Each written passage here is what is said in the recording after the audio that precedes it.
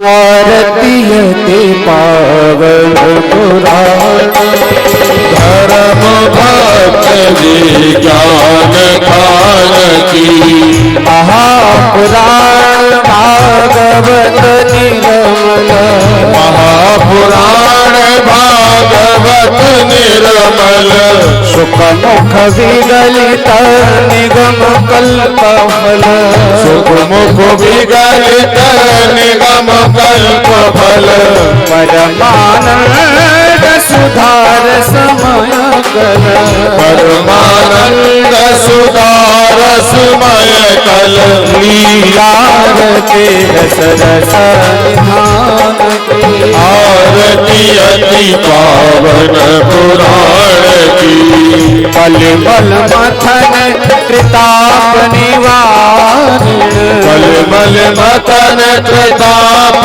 निवारिणी जन्म मृत्युमय भव भयहारिण जन्म मृत्युमय भव भयहारिणी सेवक सतात सकल सुख कारिण सेवक सतत सकल सुखकारिणी शुभ औषधे हरि हरे प्रदान की आरती अति पावन पुराण की विषय विलास विमोह विनाशिनी विषय विलास विमोह अति पावन पुराण की परमहंस मुनि मन उल्लासिनी परमहंस मुनि मन उल्लासिनी रसिक हृदय रस रास विलासिनी रसिक हृदय रस रास विलासिनी मुक्ति मुक्ति रति प्रेम सुदासिनी विमुक्ति रति प्रेम सुदासिनी तथा कृष्ण प्रिय सुदाम की आरती अति पावन पुराण की धर्म भक्त ज्ञान आरती अति पावन पुराण की धर्म भक्त ज्ञान आरती अति पावन पुराण की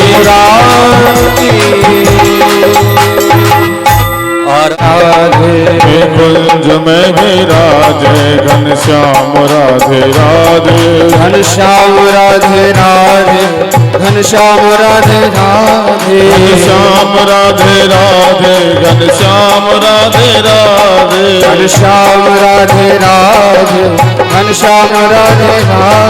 घनश्याम राधे राधे घनश्याम राधे राधे घनश्याम राधे राधे कुंज में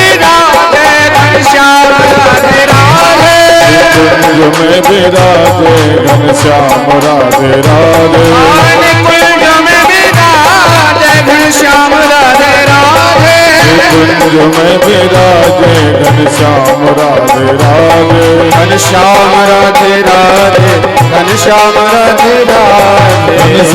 राधे राधे घनश्याम राधे राधे घनश्याम राधे राधे घनश्याम राधे राधे घनश्याम राधे राधे घनश्याम राधे राधे घनश्याम राधे राधे कुंज में विराजे घनश्याम राधे राधे कुंज में विराजे घनश्याम राधे राधे कुंज में विराजे घनश्याम राधे राधे कुंज में विराजे घनश्याम राधे राधे कुंज में विराजे घनश्याम राधे राधे कुंज में विराजे घनश्याम राधे राधे कुंज में विराजे घनश्याम राधे राधे कुंज में विराजे घनश्याम राधे राधे घनश्याम राधे राधे घनश्याम राधे राधे घनश्याम राधे राधे घनश्याम राधे राधे घनश्याम राधे राधे घनश्याम राधे राधे घनश्याम राधे राधे घनश्याम राधे राधे कुंज में विराजे राधे राधे कुंज में विराजे घनश्याम राधे राधे कुंज में विराजे घनश्याम राधे राधे कुंज में में विराजे घनश्याम राधे राधे घनश्याम राधे राधे घनश्याम राधे राधे घनश्याम राधे राधे घनश्याम राधे राधे घनश्याम राधे राधे घनश्याम राधे राधे घनश्याम राधे राधे घनश्याम राधे राधे कुंज में विराजे घनश्याम राधे राधे कुंज में विराजे घनश्याम राधे राधे कुंज में विराजे घनश्याम कुंज में विराजे घनश्याम राधे राधे कुंज में विराजे घनश्याम राधे राधे कुंज में विराजे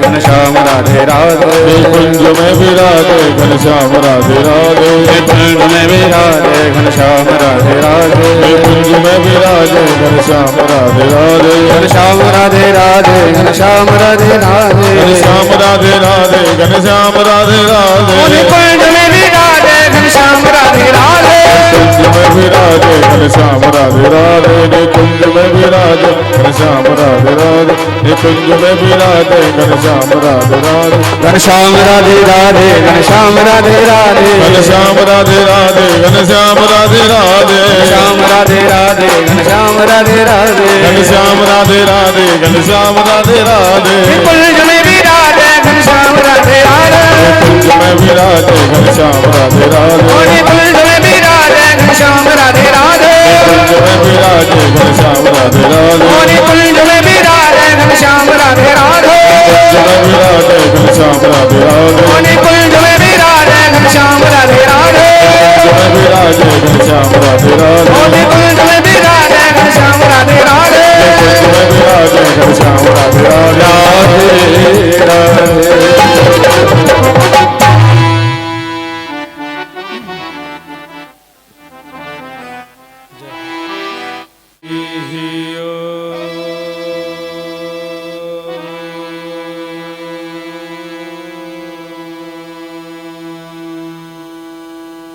स्वस्ति श्री गणेशाय नमः।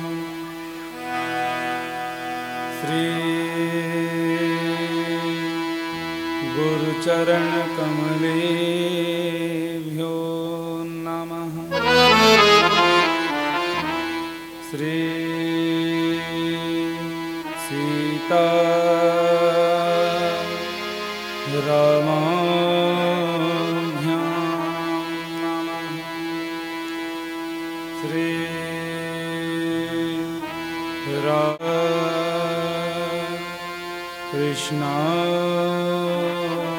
कृष्णाभ्यां नमः।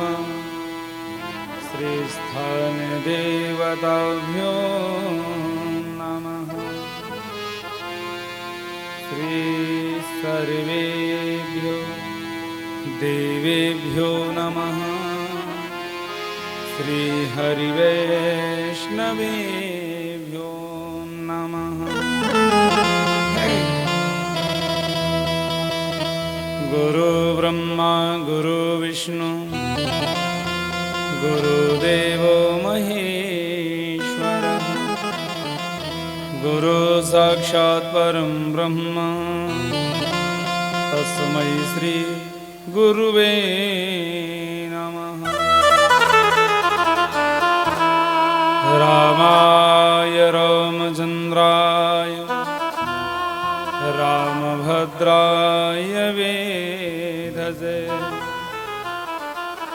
रघुनाथाय नाथाय श्रीसीताय पतये।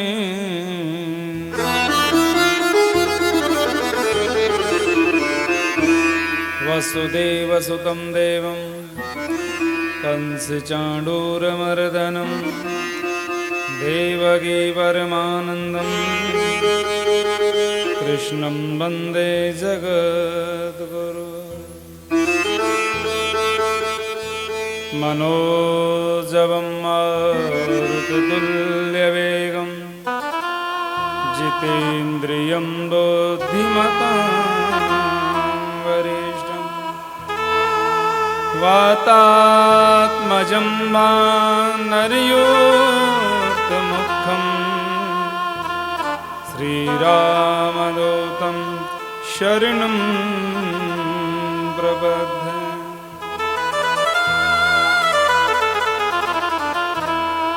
प्रह्लाद नारद पराशर पुंडरीक व्यास अम्बरीश सुख शौनक भीष्मदार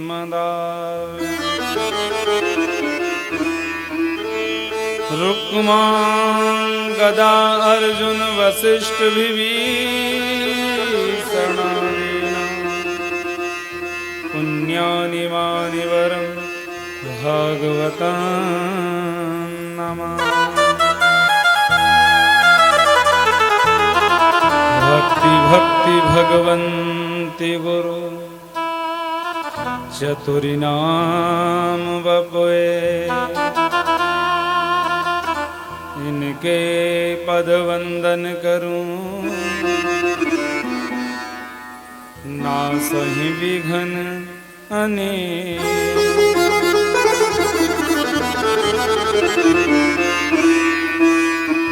जय जय श्री राधा रमण जय जय नवल किशोर जय गोपी चित चोर प्रभु जय जय माखन चोर।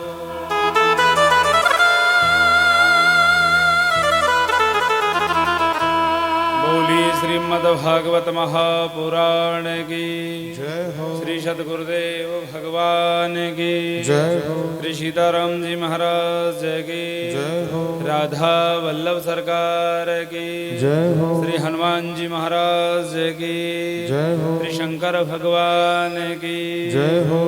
श्री गंगा मैया की जय हो। श्री जमुना मैया की जय हो। गंगा श्री दादा गुरुजी महाराज की जय हो। श्री सतगुरुदेव भगवान की जय हो। श्री सभी संत समाज की जय हो। सभी भक्त समाज की जय हो। आज के यजमानों की जय हो।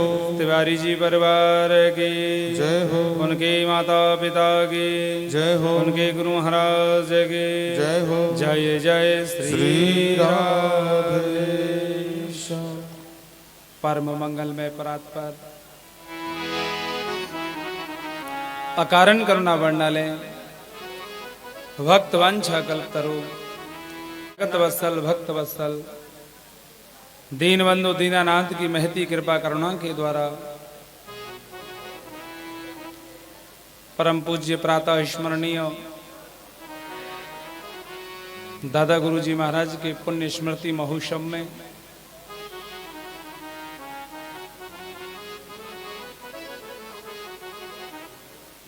ठाकुर जी की कृपा से कार्यक्रम बढ़ते ही जा रहे का हुआ है।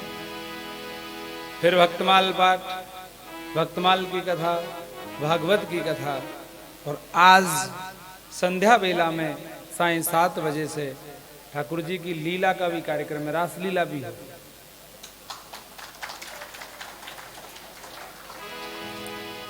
इसी मंच पर सायं 7 बजे से 10 बजे तक रासलीला का बड़ा भव्य सुंदर वृंदावन की मंडली के द्वारा आयोजन होने के लिए जा रहा है। तो आप ठीक समय से का विशेष ध्यान रखें। और मैं तो ये कहता हूँ, आप रोज परिक्रमा लगा रहे हैं, रोज बिहारी जी जा रहे हैं, आज बिहारी जी स्वयं यहीं अपने रास मंडल को लेके आ रहे हैं, है क्या नहीं? ये पूजा का ही तो प्रताप है जो आप परिक्रमा लगा रहे हैं रोज। बिहारी जी ने सोचा भाई कथा सुनते हैं, सेवा करते हैं और फिर हमारे यहाँ दर्शन करने आते हैं, तो क्यों ना हम भी चलें। तो 2 दिन के लिए ठाकुर जी आ रहे हैं अपने, और अकेले नहीं आ रहे, पूरे परिकर को साथ लेके आ रहे हैं, पूरी रास मंडली को साथ लेकर के आ रहे हैं, है ना? तो 2 दिन शाम के समय में 7 बजे से और 10 बजे तक ठाकुर जी की लीला का हम दर्शन करेंगे बड़े प्रेम से और बड़े भाव से। देखो कितनी बड़ी कृपा गोविंद की है। आज मन प्रसन्न है कि जिन जिन को सूचना दी गई सब लोग हमारे बीच में पधार रहे हैं।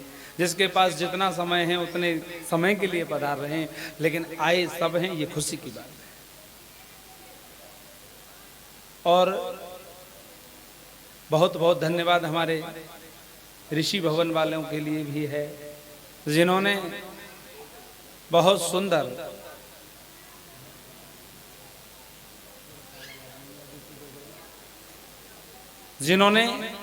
इस कार्यक्रम को शोभा को बढ़ाया है। बड़ा सुंदर व्यवस्था उन भाइयों की है। हाँ, बहुत सुंदर व्यवस्था भैया की है और भैया ने बड़े ही सुंदर तरीके से जो है रासलीला के आयोजन के लिए हमने निवेदन किया तो उन्होंने कहा ठीक है गुरुजी आप कराइए, क्योंकि हमारा देखो तय नहीं था। हम सत्य बताएं, कोई बात नहीं थी कि रासलीला भी होगी, क्योंकि हमें पता ही नहीं था कि रासलीला होगी भी। ये मान लो, मैं तो यही मानता हूं कि आप लोगों ने जो प्रतिदिन परिक्रमा की है, बिहारी जी के दर्शन किए हैं और प्रतिदिन आप जो है विगत 6 दिनों से संतों की सेवा कर रहे हैं, उसका फल है कि जो ठाकुर जी अपनी लीला लेकर के आपके सामने आ रहे हैं। इनकी आवाज और बढ़ा दें। बोलिए वृंदावन बिहारी लाल की, श्री सतगुरुदेव भगवान की, श्री बिहारी जी महाराज की जय जय श्री राधेश। अरविंद भैया जी वो गेट बंद में आपने श्रवण किया कि भगवान ने इंद्र की पूजा बंद कराकर और गिरिराज जी की पूजा का शुभारंभ कराया। महाराज गिरिराज महाराज संकल्प निष्ठ है। गिरिराज महाराज की आप परिक्रमा करो, वो संकल्प पूरा होता है। कोई भी कर्म, मन में कोई संकल्प है कि मुझे ये कार्य हो जाए, मन में संकल्प लो और गिरिराज महाराज की परिक्रमा करो। गिरिराज महाराज ऐसी कृपा करते हैं कि बहुत जल्द उस संकल्प को पूरा कराते हैं, क्योंकि गिरिराज महाराज जो है ना वो साक्षात ठाकुर जी के स्वरूप है।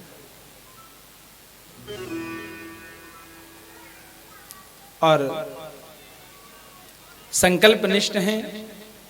लेकिन इंद्र को जब पता चली कि नारद जी के द्वारा के नंद के लाला ने और मेरी पूजा बंद करा के अपनी पूजा करवा रहा है, तो इंद्र आवेश में आ जाता है और तुरंत गणम सावर्तकम नाम मेघा नाम चांतिकारिणाम इंद्र प्रचोदयत क्रुद्धो वाक्य चाहिष्मान होता।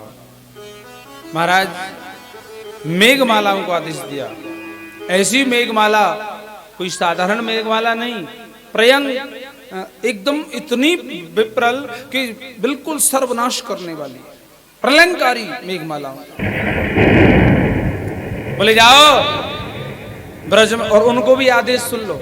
एक तो ये होता है कि कोई डंडे वाला है? और एक ये होता है कि कोई तोप वाला है और उससे सीधा कह दिया कि बोले जा और तोप चला, और जितनी तुझ में ताकत हो उतनी शक्ति से चला। एक तो वो बादल प्रलयंकारी, ऊपर से इंद्र ने कहा गया बोले जाओ और ब्रजमंडल में इतनी भारी वर्षा करो, कितनी भारी कि एक भी घर सुरक्षित ना रहे। विचार करो क्या दृश्य रहा होगा। सब ब्रजवासी घबरा गए, दौड़े दौड़े कन्हैया के पास आए, बोले लाला भैया हमने तो पहले ही नहीं करी है, हमने तो पहले ही कही है कि इंद्र की पूजा बंद मत करावे। इंद्र महाराज हो गए नाराज, बोले चिंता मत करो, बिल्कुल चिंता नहीं है। बोले क्यों? बोले हमारे गिरिराज महाराज के बड़े लंबे चौड़े हाथ हैं, तुम तो बस मेरे गिरिराज महाराज को ध्यान करो। सभी ब्रजवासियों ने गिरिराज महाराज को ध्यान कियो तो महाराज कहा कियो कन्हैया ने, मेरे कन्हैया ने बाएं हाथ पर वरद हस्त पर गिरिराज पर्वत को धारण कर लिया। इसलिए भगवान का एक नाम हुआ गिरवरधारी। गिरधारी बोलिए गिरवरधारी भगवान की। अब भागवत में तो वरद हस्त लिखा हुआ है, लेकिन हमारे वृंदावन के संतों ने गाया है नख पे गिरवर लीनो धार कन्हैया मेरो वारो। वो तो नख कहते हैं कि इकन्नी बाएं हाथ की इकन्नी उंगली के नख पर गिरिराज जी को धारण किया। अब सुनो, 7 कोस लंबे चौड़े गिरिराज पर्वत, 7 ही वर्ष के कन्हैया और 7 ही दिन। क्यों? क्योंकि 7 ही दर्शन हैं, 7 ही सूर्य के घोड़े हैं, 7 ही स्वर हैं, 7 ही ऋषि हैं, है कि नहीं? है सप्तऋषि है। क्यों? और देखो, हम जब गृहस्थ जीवन में बने तो फेरे भी 7 ही हैं, वचन भी कहते हैं कि नहीं? 7।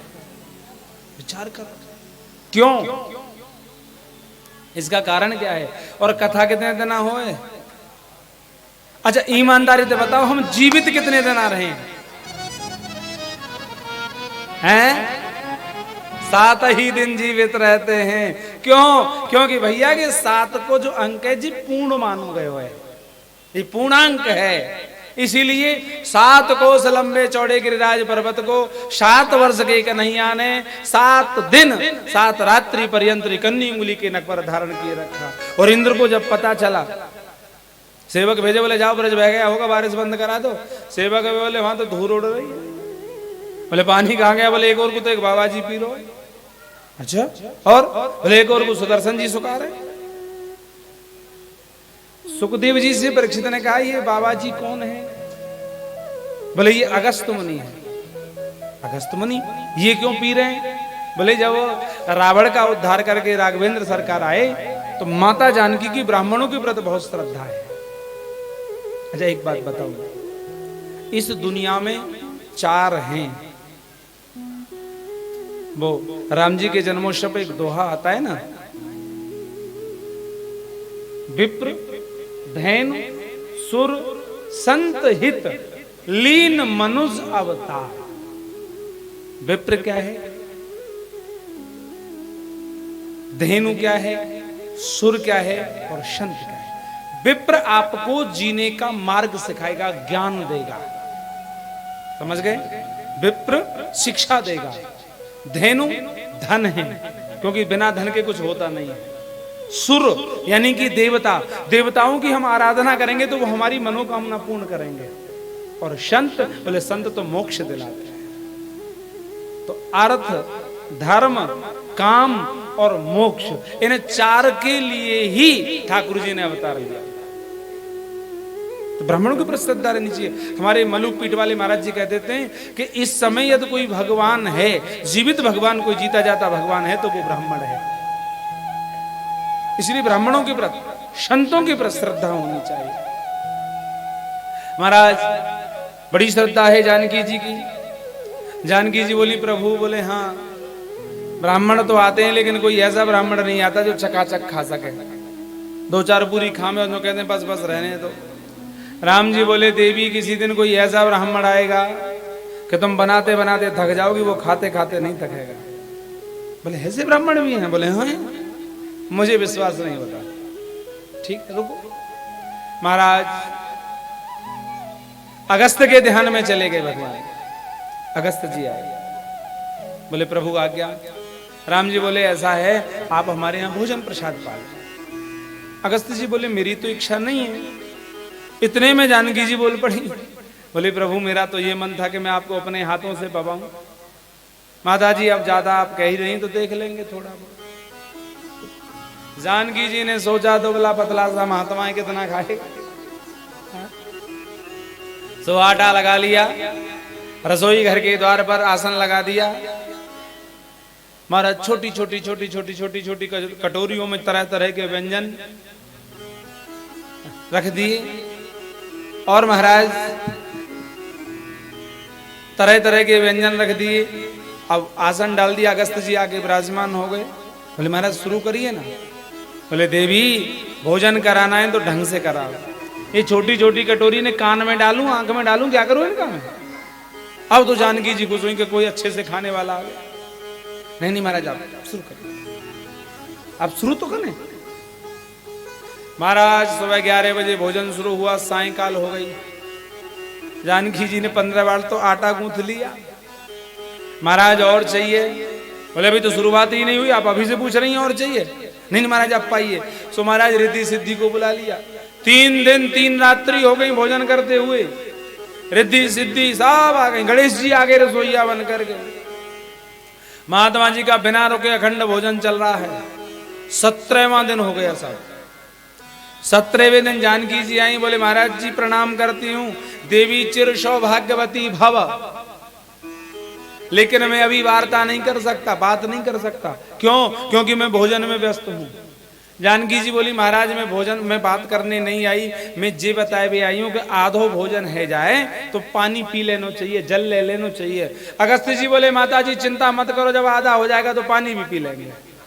माता जानकी ने माथा पकड़ा, हे भगवान 17 दिन हो गए खाते खाते, अभी आधा ही नहीं हुआ। 18वें दिन राम जी आए, देखा गणेश जी रिद्धि सिद्धि माता जानकी सब हार चुके हैं। राम जी आए, राम जी ने कहा कहो देवी भोजन ठीक चल रहा है महाराज जी का? जानकी जी ने कहा सुनो प्रभु आज के बाद मेरे यहाँ ऐसा महात्मा मत भेजना। क्यों? ये भी कोई बात है? श्रद्धा की टांगे ही तोड़ के रख दी। 17 दिन से खा रहे हैं, 18वां दिन आज हो गया और ये कह रहे हैं भी आधा नहीं हुआ। राम जी बोले तुम ही तो कह में कि कोई खावे वारो ना यहाँ पे, न बोले मोना चाहिए ऐसा खावे वाला। टेढ़ी नजर से अगस्त्य जी ने राम जी की ओर देखा, जो बस करें या और चलें, क्योंकि राम जी की इच्छा से ही तो हो रहा था सब। राम जी बोले बस करो। 18वें दिन शाम को डकार आई, देवी जल लाओ। जानकी जी ने हाथ खड़े कर दिए, बोले हमारे यहाँ जल की कोई व्यवस्था नहीं है। क्यों? बोले आधा भोजन हो गया, जल लाओ। बोले 1-2 घड़े तो तुम्हारा काम चलेगा ना। अगस्त्य जी बोले माता जी हम ना रोज रोज भोजन करते हैं ना रोज रोज जल पीते हैं, लेकिन जब भोजन करते हैं तो ढंग से करते हैं और पानी पीते हैं तो भी ढंग से पीते हैं। राम जी ने हाथ जोड़े, बोले प्रभु आप तो संत हैं, एक युग में भोजन करें और दूसरे युग में जल पिए। अगली बार मैं द्वापर में कृष्ण बन के आ रहा हूं, इंद्र की पूजा बंद कराकर गिरिराज महाराज की पूजा करवाऊंगा। इंद्र क्रोध में आकर के जो जल वर्षा करे आप उसको पान कर लेना। अगस्त्य जी बोले राम जी मेरे लिए कोई बड़ी बात नहीं है प्रभु, एक समाधि लगाऊंगा द्वापर आ जाए। और जब गिरिराज जी उठाए तो अगस्त्य जी को आमंत्रित किया, बोले आ जाओ महाराज जहां कहीं भी हो अपना पानी पी लो, जल ग्रहण कर लो। तो इसलिए अगस्त्य जी पान कर रहे। इंद्र को जब पता चला धूल उड़ रही है, इंद्र समझ गया कि जो बादल मैंने भेजे उन बादलों से टकराना, उन बादलों से सुरक्षा करना ये किसी और का काम नहीं है, ये तो स्वयं मेरे ठाकुर जी का काम है, ये तो मेरे प्रभु का काम है। महाराज इंद्र आया और इंद्र ने आकर के जहां से ब्रज की सीमा का शुभारंभ होता है, ब्रज 84 कोष मंडल, जहां से ब्रज की सीमा होती है वहीं से इंद्र हाथी से नीचे कूद गया। हाथी से नीचे कूदा और आकर के भगवान के चरणों में झुका, बोले प्रभु मुझे क्षमा कर दें, मुझसे बहुत बड़ा अपराध बन गया। हे प्रभु विशुद्ध सत्वम तव धाम शांतम तपोमयम ध्वस्त रजस तमस्कम। इंद्र कहता है कि प्रभु मुझसे बहुत बड़ा अपराध बन गया, मैंने सारी दुनिया का मालिक अपने आप को मान लिया, लेकिन मैं ये भूल ही गया कि चराचर के स्वामी, चराचर के गुरु, चराचर के पिता तो प्रभु आप हैं। इंद्र ने 10 मंत्रों में स्तुति की है। भगवान ने कहा जाओ इंद्र मैंने तुम्हें क्षमा किया, स्वर्ग का राज्य भोगो। लेकिन कल और करी एक ने स्तुति, कौन ने? ब्रह्मा जी ने। 40 मंत्रों में स्तुति की थी ब्रह्मा जी ने, लेकिन भगवान ने एक शब्द नहीं बोला था। क्यों? उसका एक कारण था।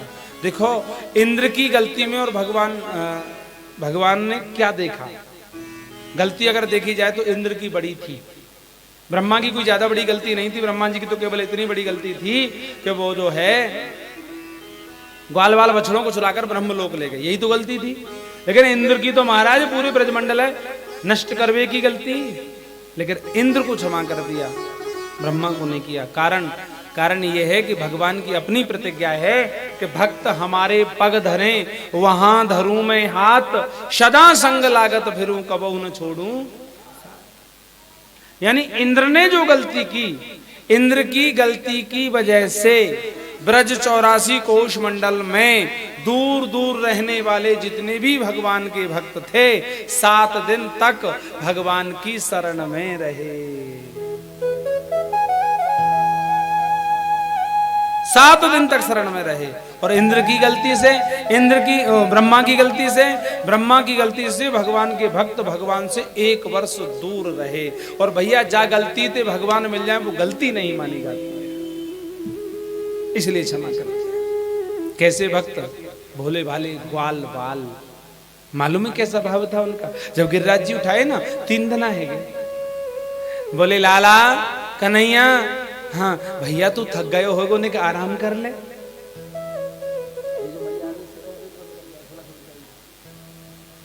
लाला तू आराम कर ले, भैया थक गए होगो।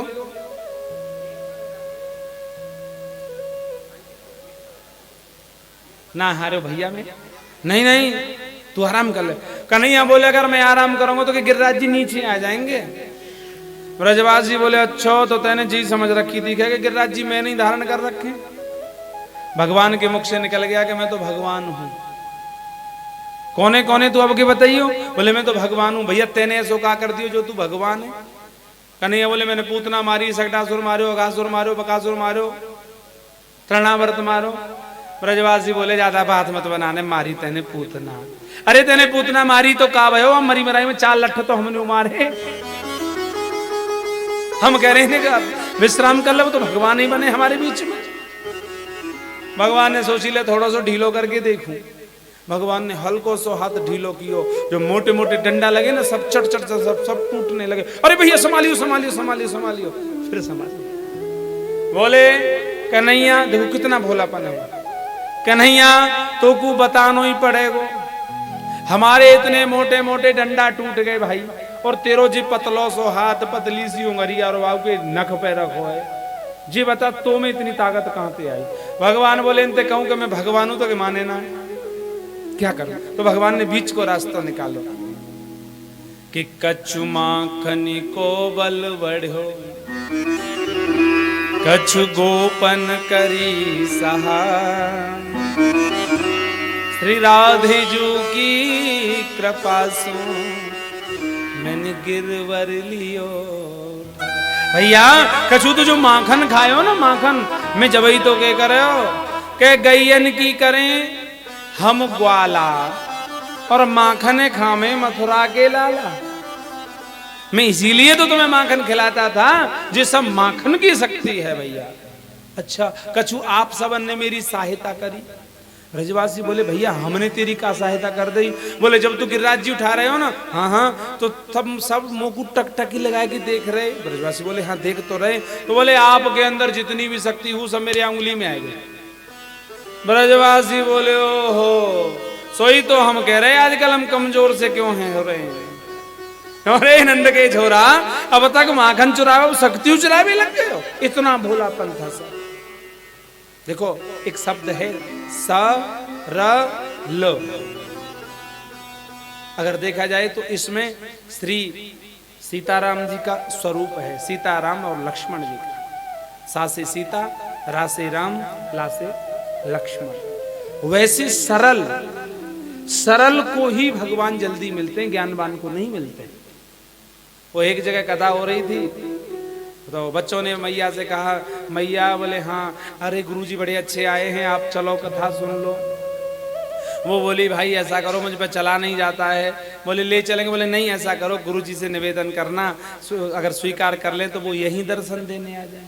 बड़े ऊंचे संत हैं, मैं यहीं दर्शन कर लूंगी, चलने में असमर्थ हूँ। तो गुरुजी से निवेदन किया गया, गुरुजी ने स्वीकार कर लिया। अब सुनना सरल की बात। अब साहब गुरुजी आए। अब गुरुजी तो गुरुजी और महाराज जी कहलवाने वाले थे सम्मान से। अब वो मैया के पास पहुंचे तो पहली मैया ने जाते ही कहा गुरुजी खुरछू हूं। अब खुर को शब्द सुन के गुरुजी को थोड़ा सा अटपटा सा लगा। माताजी ऐसे नहीं बोलते, ऐसे नहीं बोलते, ऐसे नहीं बोलते, नरक जाओगी नरक, ऐसे नहीं बोलते। तो हाथ जोड़ के बुढ़िया बोली गुरुजी हमारे ऐसे कहाँ भाग, ये तो आप जैसों कोई नसीब होता है। हमारे ऐसे कहाँ भाग जो हम नरक जाए, ये तो आप जैसों कोई नसीब होता है। तो ये होते हैं सरल, जिन्हें कुछ पता ही नहीं है कि होना क्या है, कहना क्या है, उन्हें कहने से मतलब रहता है। तो ब्रजवासी सरल थे, इतने सरल थे महाराज ब्रजवासी कि जब अघासुर आया ना तो बोले ये क्या है, तो एक बोलो कि भाई वो तो ऐसे लगे हमारी दादी सुनाई करे कि महात्मा जो गुफान में भजन करें, कहूँ कि गुफा दिख है संत की। बोले चलो तो दर्शन करे हमें। दूसरों बोलो को मैं सुनो राक्षस हुए कंस को भेजो भाई, डर भी तो रहता है। तो तीसरे ने पता क्या कही, सुनो भाई, बोले हाँ अगर कि संत होंगे तो दर्शन करे आएंगे और राक्षस होंगे तो है ना कन्हैया हमारे पीछे। जैसे वाने पूतना मारी वो ऐसे याकू भी मार देगो। बस यही विश्वास जीवन में अपनाना है। अगर ये विश्वास जीवन में आ गया, ये विश्वास मन में आ गया ना, तो बस समझ लो कल्याण ही कल्याण है, कहीं भागने की जरूरत नहीं, तभी कल्याण है। ये विश्वास ही नहीं जम पाता है, ही विश्वास जमाना है। बस ब्रजवासियों के पास कुछ नहीं था। देखो कथा में आती है, एक बड़ी सुंदर कथा आती है। ब्राह्मण थे, अग्निहोत्री ब्राह्मण, यानी यज्ञ करते, वेद का अच्छा ज्ञान, वेद वेदांत का ज्ञानी ब्राह्मण। यज्ञशालाएं बना रखी हैं, यज्ञशालाओं के सामने अपना कक्ष बना रखे हैं। यज्ञशालाओं में जो है वो चलता है, प्रतिदिन यज्ञ चलता है। अब यज्ञ के नियम होते हैं ना, बीच में बोल सकते ना उठ सकते, धंधे ना। हुआ क्या कि एक दिन कृष्ण बलराम दोनों गौ चराते हुए दूर निकल गए। जब दूर निकले तो ब्रजवासी बोले लाला हम तो वहीं टांगे आए हुआ है, ठीक है पे।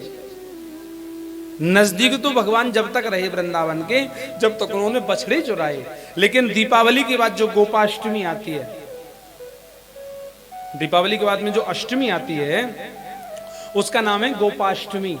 उस दिन भगवान श्री कृष्ण ने गायों का पूजन करके और गौ चराना शुभारंभ किया था। और गोपाष्टमी वाले दिन कोई भक्त, कोई सज्जन अगर गौ का दान करता है ना, आहा, उसका कई लाख गुना फल प्राप्त ज्यादा हुआ करता है। तो महाराज सुदूर जंगल में निकल गए, तो बोले भैया हाँ वो तो सब वही पीपल की डाली पे टंगो रहेगो जो लाए हम खाने दाने को, अब कैसे करें। कन्हैया बोले चिंता मत करो, यहाँ कुछ दूरी पर ब्राह्मण रहते हैं, वहां चले जाओ, वहां से ले आओ। अब ये ग्वाल वाल गए जाए कि पंडित जी राम राम। हाँ हाँ राम राम कहिए। देखो कृष्ण बलराम दोनों गौ चराती भाई यहाँ तक आ गए हैं, आप ऐसा रहो बिन के ताई कछु भोजन प्रसाद। उनको अभिमान था ज्ञानी होने का। अरे कहां से ये गंवार ग्वारी आ गए हैं, फटकार लगा दी, लौटे आए बेचारे। अच्छा एक और बात है, सुनना, ग्वाल वालों की बड़ी सुंदर लीला आती है। कभी कभी हम विचार करते हैं ना, वो क्या जीवन रहा होगा, उन ग्वालों का क्या संयोग रहा होगा। विचार करो, भूखे ब्रजवासी, ऊपर से फटकार लग गई, लौट के आए कन्हैया के पास। कन्हैया ने कही ले आए कछु खाए को, तो ब्रजवासी पता है क्या बोले, अंगाल लाए 5 खाओगे। मतलब अरे भैया ऐसे काहे को बोलो, अरे कन्हैया तेने कौन के पास भेज दिए, बड़े अभिमानी, खाने की बात तो छोड़ दो, बिन्ने तो राम राम तक न ले। तो बोले तुम कौन के पास गए, बोले हम उनके पास गए, ब्राह्मण के पास। बोले तुम गलत गए। कन्हैया बोले और, अरे तुम उनके पास नहीं जाते, और बोले ब्राह्मणियों के पास जाते, माताओं के पास जाते, क्योंकि माताओं के हृदय में कोमलता ज्यादा रहती है, आप उनके पास जाओ। तो भैया तेने पहले चुनाव बताई भाई, 2-2 चक्कर करवा रहे होते। अब वो चले, जब तक ब्राह्मण देवता बैठ गए यज्ञ पे। अब यज्ञ पे बैठ गए तो अब उनकी नजर जैसे ही गई ग्वाल वालों पे, बोले ये तो फिर आ गए। लेकिन अब के ग्वाल वालों ने प्रणाम भी नहीं किया ब्राह्मणों को, सीधे उनके घर में प्रवेश कर गए। अब महाराज यज्ञ का एक नियम है, ना बोल सकते ना उठ सकते। अब स्वाहा स्वाहा तो कर रहे हैं पंडित जी, पर नजर घर पे ही है। जाएगी ब्राह्मणियों को प्रणाम किया, बोले कृष्ण बलराम दोनों यहीं गऊ चराते भाई आए गए हैं, और आप ऐसा करो कुछ भोजन बना के उनको दे दो। वो बोली भोजन बना के नहीं देंगे, हम साथ लेके चलेंगे। बोले हाँ चलो। महाराज उन्होंने बहुत जल्दी से भोजन बनाया। अब भोजन बना के जैसे ही चली तो सामने पतिदेव बैठे। अब वो पूछने लगे बोल तो सके ना है, कहाँ जा रही हो। उन ब्राह्मणियों ने ऐसे एक साइड से पर्दा किया और ऐसे हाथ का इशारा किया, चुप बैठे रहो, हम जा रही हैं, ठीक जा रही हैं। आ गए, आकर के कृष्ण बलराम के स्वरूप को देख करके गदगद हो गई मैया। प्रभु कन्हैया ने उनका स्वागत किया। स्वागतम वो महाभागा, हे महाभागाओ आपका स्वागत है। आज स्वताम करवाम किम, माताओं मैं आपका स्वागत करता हूँ, ब्राह्मण पत्नियों को मैं प्रणाम करता हूँ। कन्हैया ने प्रणाम किया, आप बड़ी भाग्यमती हो। यज्ञ पत्नियां बोली, गोपाल बना तो हम लाई हैं भोजन, पर एक मन हो रहा है आपको गोदी में बिठा के भोजन करा दें। हाँ क्यों नहीं, आज गोदी में बिठा के भोजन कराए। मनोस्थिति बदल गई ब्राह्मण पत्नियों की। कन्हैया को गोदी में बिठाकर कृष्ण बलराम को बोले, कन्हैया बोले अब आप जाओ, भोजन आदि हो गए। बोले प्रभु हम नहीं जाएंगे। क्यों? बोले यदि हम जाएंगे तो वो घर में नहीं घुसने देंगे। क्यों? बोले जब हम आ रही थी ना तो इशारे से पूछ रहे थे कहां जा रही।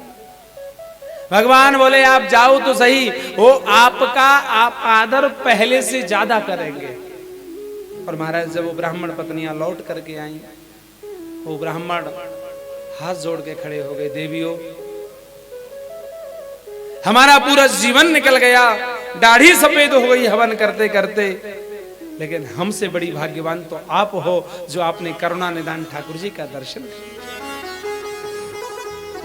पर सुनो, आजकल की पत्नी होती तो महाराज फिर देखो हुकुम, हाथ जोड़ के कहा महाराज ये सब जो भी कुछ हमें मिला है आपके चरणों के आशीर्वाद से मिला है। और आजकल की होती तो जो कहते थे हाँ रोज के ही में तुम थे कहीं आग पे ही लगे रहे हो, देखो है ना हम बढ़िया, हम दर्शन कर रहे तुम कर रहे हो यहाँ वर्ण यज्ञ। फटकार लगाते, सत्य बता रहा हूं मैं, देखता हूं माहौलों को। क्योंकि बाजी बाजी मैया क्या कहती है, वो तो मैं हूं मैं, अगर कोई और होती। अच्छा एक बात बताओ, भारत की हर नारी अपने पति से यह बात कहती है कि वो तो मैं हूं मैं, अगर कोई दूसरी होती वो दूसरी मिलेगी कहां? हमें तो अब तक मिली ना भाई। जब सोचो कि भारत में, पूरे भारत में, हर घर में हर मैया अपने पति से ये बात कहती है, तो फिर वो दूसरी कहां है? वो तो मैं हूं मैं। महाराज के तो अब तक कहा कर दे, वो तो मैंने ये जो है इन्हें ये सिखा दिया, मैंने इन्हें ये बता दिया, मैंने इन्हें ये बता दिया। हे भगवान ये गलत है। ब्राह्मण पत्नियां चाहती तो अपमान कर सकती थी, लेकिन नहीं, उन्होंने कहा नहीं महाराज ये तो आपके ही चरणों के आशीर्वाद से प्राप्त है। आइए इस प्रेम चर्चा को आगे बढ़ाते हैं, क्योंकि जिस भूमि पर हम बैठे हुए हैं ये वृंदावन की भूमि, और यहीं से कुछ दूरी पर निधिवन, जहां श्री ठाकुर जी ने, और देखो कितनी बड़ी कृपा ठाकुर जी की है भाई। कार्यक्रम तो आज 6वां दिन है। आहा, आज दिन में यहाँ रास की कथा सुनेंगे और रात्रि में रास लीला का दर्शन करेंगे। इससे बड़ा सौभाग्य क्या होगा? सोचिए, है कि नहीं? कितना बड़ा सौभाग्य है। भगवान शरद पूर्णिमा की रात्रि यमुना के किनारे पहुंच जाते हैं और वहां जाकर के प्रभु ने मुरली का निनाद किया, यानी कि मुरली को बजाया। अब सुनो, एक और बात कभी विचारनी है। मुरली एक, बजाने वालों एक, लेकिन वह सुनवे वाले अनेक। अब जा जा गोपी ने वो मुरली सुनी, उसमें उसको ऐसा लगा कि कन्हैया मुरली में मेरा नाम पुकार रहा है। यानी जिस गोपी का जो भी नाम था उसको ऐसा लगा कि कन्हैया मुरली में हमारा नाम पुकार रहे हैं। तो जो गोपी जिस कार्य में व्यस्त थी उसको वहीं छोड़ दिया और दौड़ ली कन्हैया से मिलने। अब कन्हैया ने जिधर नजर डाल के देखा उधर से हजारों चली आ रही। तो कन्हैया ने स्वागत किया, स्वागतम वो महाभागा प्रियम किम करवाणि वह ब्रजस्यानामयं कश्चित् ब्रूता आगमन कारणम। हे देवियों, आप आई हो ये स्वागत की बात है, लेकिन आप आई क्यों हो ये आपको बताना पड़ेगा। अच्छा सुनो, जब तक कन्हैया ने जो कही स्वागतम वो महाभागा, गोपी बड़ी प्रसन्न हुई। हमने मुरली में अपनो नाम पुकार लियो, पहचान लियो और हम मिल भी आ गए तो कन्हैया स्वागत कर रहे हैं। अगर नहीं आती तो नाराज होते, लेकिन स्वागत करते करते कन्हैया ने जब ये पूछ लिया कि ब्रूत आगमन कारणम, आपका आगमन का कारण क्या है?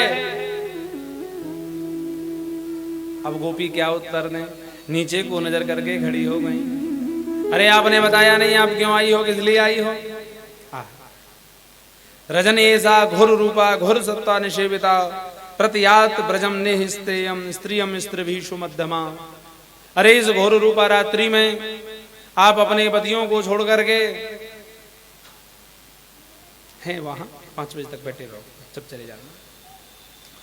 घोर रूपा रात्रि में अपने पतियों को छोड़ करके यहाँ पर पुरुष के पास चली आई हो, क्या बात है? अब गोपियां क्या उत्तर दें? शाम महाराज तुम जानती हो पतिव्रता नारी क्या होती है? ये पतिव्रता नारी के लक्षण नहीं है। पतिव्रता नारी का लक्षण है कि अपने पतियों की सेवा करे। सुनो देवियों, एक स्त्री चावल बीन रही थी आंगन में, पति आए, चावल की थाली अलग रख दी, पति सो गए जंघा पर सिर रखकर। उसके घर में एक 15 महीने का बालक घुटमन घुटमन चलता है। वो घर में बना लेते हैं ना, गोल गोल अग्नि कुंड बना लेती थी पहले माताएं, ऐसे अग्नि कुंड बना हुआ है, जोर से अग्नि जल रही है, वो बालक उस अग्नि की तरफ जा रहा है। उसने सोचा ये तो बालक है, ये क्या जाने अग्नि क्या होती है, कहीं ऐसा ना हो ये इसमें जाकर गिर जाए। इतना सोच ही रही थी कि वो बालक गिर गया उस अग्नि कुंड में। उसने सोचा अगर मैं जाती हूं तो मेरे पतिव्रत धर्म नष्ट होता है, पति सो रहे हैं ये जग जाएंगे। वो गई नहीं, बच्चा भले ही जल के राख हो जाए लेकिन मैं अपने पति की नींद खराब नहीं करूं। महाराज 1 घंटे बाद पति की नींद खुली। हे देवियों, कन्हैया कह रहे हैं, हे देवियों 1 घंटे बाद जब वो दौड़ी दौड़ी उस अग्नि कुंड के पास गई तो उसने क्या देखा कि उसका बालक उस अग्नि कुंड में जला नहीं, वो तो किलोल कर रहा है, खेल रहा है। क्यों? क्योंकि उसके पतिव्रत धर्म ने उस बालक को जलने नहीं दिया, अग्नि की जो दाहकत्व शक्ति थी उसको शांत कर दिया, शीतल कर दिया। और एक तुम हो जो यहां चली आई हो। गोपी बोली हे गोपाल संत्यज्य सर्व विषयांस्तव पादमूलम, हमने सारे विषयों को छोड़ दिया, सब कुछ छोड़ दिया। और जो ये आप बात कर रहे हैं ना पति की, सासू की, ये जो बातें कर रहे हैं ये शरीर का पति होता है, शरीर की सास होती है, सब कुछ शरीर का है। आत्मा का यदि कोई पति है तो वो सिवाय गोपाल आपके कोई और नहीं है। हमारे आत्मा की पति तो आप हैं, हम आपकी प्राप्ति के लिए यहाँ आई हैं। और जो तुम एक कथा सुना रहे हो ना, ऐसी कथा तो हम भी जाने। कन्हैया बोले जानती हो? बोले हाँ जानती हैं। बोले सुनो। बोले सुनो तो। एक पतिव्रता स्त्री थी, उसने कहा कि भाई, उसके पति ने कहा हम तो जा रहे हैं भाई धनोपार्जन के लिए, और आप रहना यहाँ। बोली मैं तो नहीं रह सकती अकेली, आपके जब तक दर्शन नहीं कर लेती मैं तो भोजन नहीं करती। तो उसने कहा कि कोई बात नहीं है, मैं आपको अपनी मूर्ति दे जाऊंगा। तो उसने मिट्टी की मूर्ति बनाई और वो पत्नी को दे दी, लो इसकी पूजा करना। मिट्टी की मूर्ति देकर के वो चला गया। इसने क्या किया, मैंने दरवाजा बंद किया और मिट्टी की पति की सेवा शुरू कर दी। 1.5 वर्ष बाद वो पति लौट कर आया। उस समय वो मिट्टी के पति की पूजा कर रही थी। उसने आकर द्वार खटखटाया। उसने सोचा ना जाने दरवाजे पर कौन आ गया और मैं पति की सेवा छोड़ के जाती हूँ तो मेरा पतिव्रत धर्म नष्ट हो। वो गई नहीं, 1 घंटे तक खड़े पति खड़े ही रहे दरवाजे पर। 1 घंटे बाद पूजा समापन करके जब वो द्वार खोलने गई, अब द्वार खोलने गई तो महाराज गोपियां बोली हे प्रभु हम आपसे पूछ रही हैं उसने जो किया वो ठीक था या उसको द्वार खोलना चाहिए था? भगवान बोले ये भी बात कोई पूछने की है? अरे जब सच्चे को पति आए गए हो तो फिर मिट्टी के पति की पूजा क्यों? गोपियों ने कहा जय हो गोपाल, आपने ही अपने श्रीमुख से न्याय कर दिया। सच्चे के पति तो आप हो, फिर उन मिट्टी के पतियों के पास क्यों भेज रहे हैं? क्यों भेज? यही बात तो मीरा कहती थी कि ऐसे वर को क्यों वरे जो जन्मे और मर जाए, वर वरिये गोपाल जी जाति चुड़लो अमर है जाए। अरे ऐसे वर का क्या प्रयोजन, आज वर्ण हुआ 10 दिन बाद विधवा बन जाओ। वर बनो, वर चुनो तो ऐसा चुनो जो हमेशा सुहागन ही बनी रहो। ऐसी मीरा। देखो आप परिक्रमा लगाने जाते हैं, कौन कौन गए हैं परिक्रमा लगाने? क्या बात है, सब गए हैं। तो आपको केसी घाट मिला होगा, मिला है पीछे? हाँ, केसी घाट पर एक महात्मा आए थे। उन महात्मा का नियम था कि वो स्त्री जाति का दर्शन नहीं करते थे। तो मीरा को बड़ा शौक था संतों से मिलने का। तो मीरा मिलने गई तो उसके सेवकों ने, जो महात्मा जी के जो शिष्य थे, उन्होंने रोक लिया, आप अंदर नहीं जाओगे। क्यों? बोले महाराज जी स्त्री जाति से नहीं मिलते हैं। मीरा उस केसी घाट पर यमुना के किनारे इतनी जोर से चिल्लाई, हे गोपाल, हे गोपाल, तेरे वृंदावन में ये दूसरों पुरुष कहां से आए गए? जब इतनी जोर से चिल्लाई, गुरुजी ने पूछा, संत महात्मा ने पूछा कि कौन है? बोले मीरा है। वो चिल्ला रही है? बोले हाँ। तो मीरा ने जब ये कहा कि दूसरा पुरुष कहां से आ गया, मैंने तो तुझे ही पुरुष माना था, वो संत दौड़े दौड़े आए और मीरा के चरणों में गिर पड़े। ही मीरा, मेरे से तो तू कई हाथ आगे निकली। दुनिया में उसने किसी को पुरुष समझा ही नहीं, सबको स्त्री समझा। और बात भी सत्य है साहब, हम कौन हैं? हम हैं आत्मा, और हमारा पति कौन है? परमात्मा। तो हम सब स्त्री यही है, हमारे पति तो परमात्मा है ना। और ये धाम, इसलिए मैं तुमसे कह रहा हूं, कथा पांडाल में बैठे हो, धाम में आए हो, तो कुछ परिवार के लोग भी आए हैं। कभी कभी ऐसा भी हो जाता है कि सिर पर पर्दा रहता है, घूंघट लग पाता है कि नहीं लग पाता है नहीं? तो फिर कहीं भैया बात बनने लग जाओ, फलाने की बात देखो, वो तो ऐसे डोल रही है। बिल्कुल नहीं।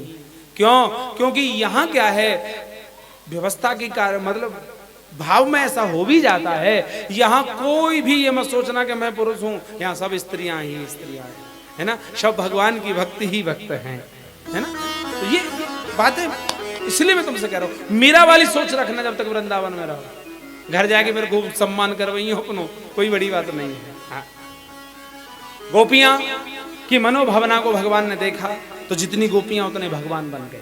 लेकिन हुआ क्या, ध्यान देना, ये बात बड़ी सुंदर है और ग्रहण करने लायक है। जब भगवान, जितनी गोपियां उतने भगवान बन गए, तो गोपियों के मन में अभिमान आ गयो, और कियो करायो सब गयो, जब आयो अभिमान। इसलिए अभिमान कभी नहीं करना चाहिए। गोपियों के मन में अभिमान आयो तो भगवान गोपी ने छोड़ के वृंदावन में कहीं अंतर ध्यान हो गए राधा रानी को लेकर। गोपियां बड़ी रोती हैं, बिलखती हैं।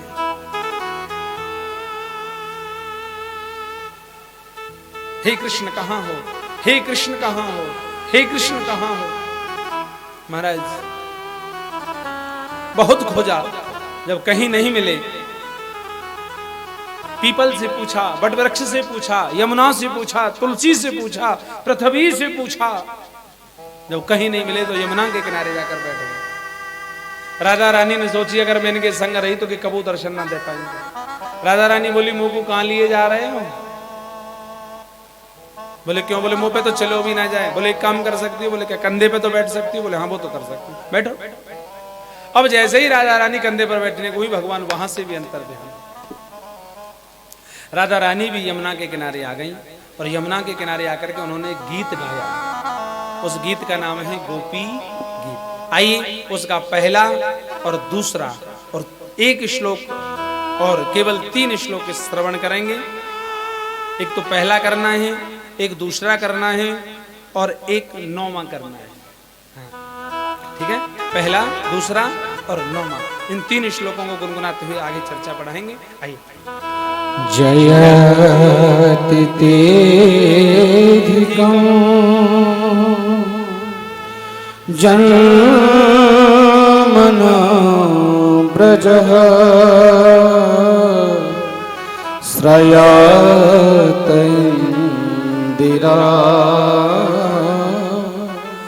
शाश्वत प्रभु दाये दृश्यता दीक्षुतावका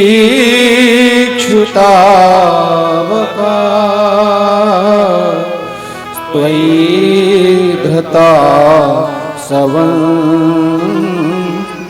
त्वां विचिन्वते सरदुदासये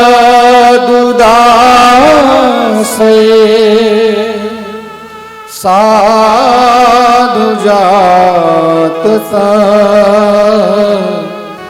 सरसजोदरा श्रीमुषादृशा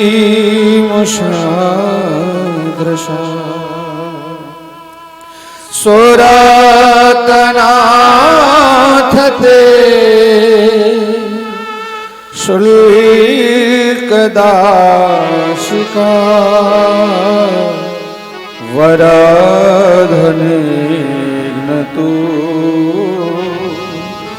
नेह किं वद तव कथामृतं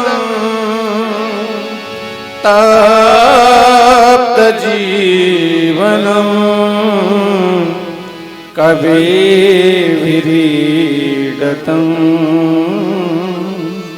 कल्मषापहम् श्रवणमङ्गलं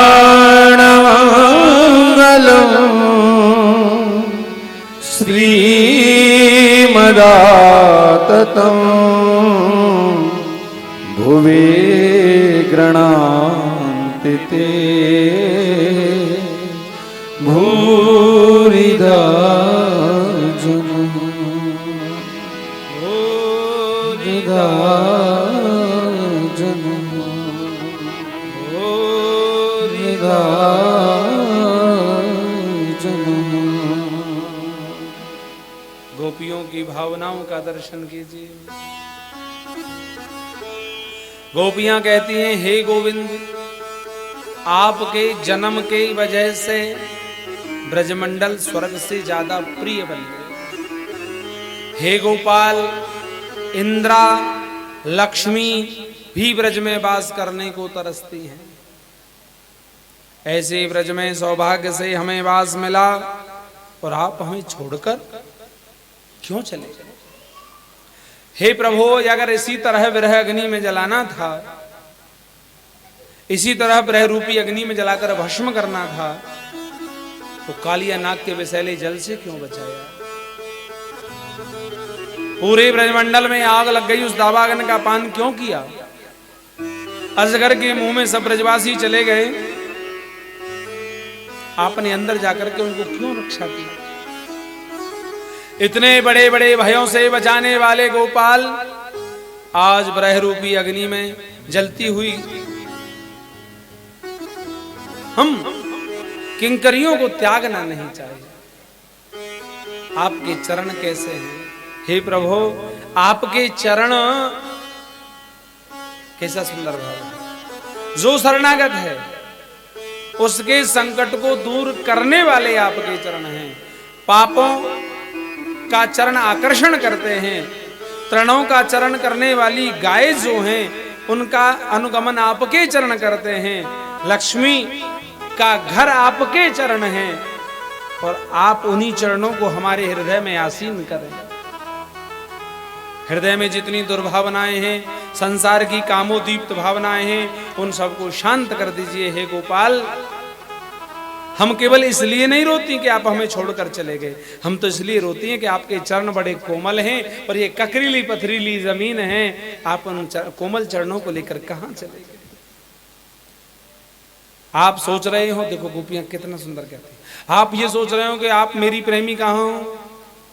अरे मुझसे प्रेम करने वाला तो मेरा दशरथ था, जिसने मेरे वियोग में प्राण छोड़ दिए। मान लिया प्रभु दशरथ जी ने आपके वियोग में प्राण छोड़ दिए, लेकिन माता जानकी तो आपसे दूर रही, क्या वो आपसे प्रेम नहीं करती थी? वो प्रेम तो वो भी करती थी। और बात सत्य है, राम जी ने कहा भी था, हे हनुमंत लाल, जानकी मेरे बिना नहीं रह सकती। तो हनुमान जी ने कहा, प्रभु नाम पहारो दिवस निज ध्यान तुम्हार कपाट, लोचन निज पद जंत्रित प्राण जाहि कही बार। प्रभु प्राण निकलने को तो तैयार होते हैं, लेकिन आपका नाम रूपी पहरेदार माता के प्राणों की रक्षा करता है। जब माता के प्राण नाम रूपी पहरेदार को धक्का देकर के निकलते हैं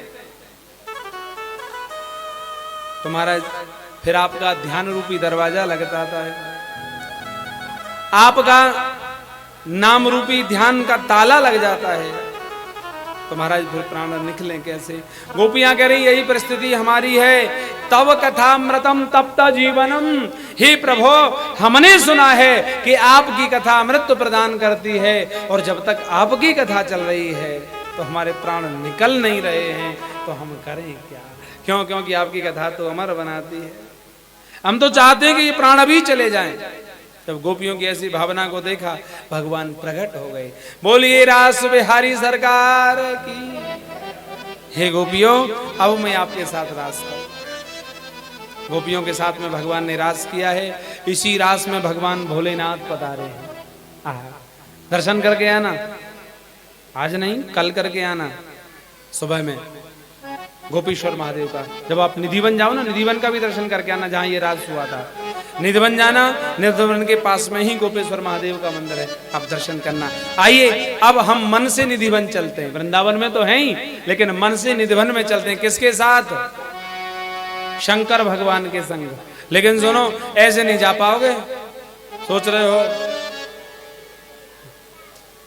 मूंछ ये सब नहीं, गोपी भाव लेकर के जाना पड़ा है कि नहीं? क्योंकि अगर ऐसे जाते तो भोले बाबा ही चले जाते है ना, उनको भी गोपी बनना पड़ा। आइए भगवान शंकर के साथ में हम भी गोपी भाव लेकर के चलते हैं। कहाँ? निधिवन। बोलिए रास बिहारी सरकार की। एक दिना भोले भंडारी बन के ब्रज की नारी वृंदावन आ गए हैं।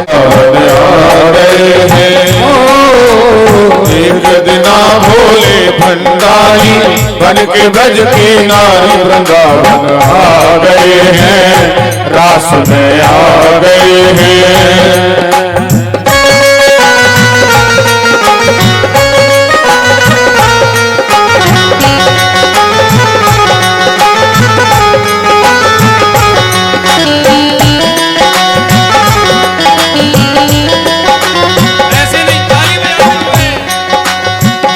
पार्वती से बोले मैं भी चलूंगा तेरे संग में, ओ तेरे संग में। पार्वती से बोले मैं भी चलूंगा तेरे संग में, तेरे संग में। राधा संग श्याम नाचे मैं भी नाचूंगा तेरे संग में, तेरे संग में। राधा संग श्याम नाचे मैं भी नचूंगा तेरे संग में, तेरे संग में। रास रचेगा ब्रज में भारी, हमें दिखा दो प्यारे वृंदावन आ गए हैं, रास में आ गए हैं। एक दिना भोले भंडारी बन के ब्रज की नारी रास में आ गए हैं, वृंदावन आ गए।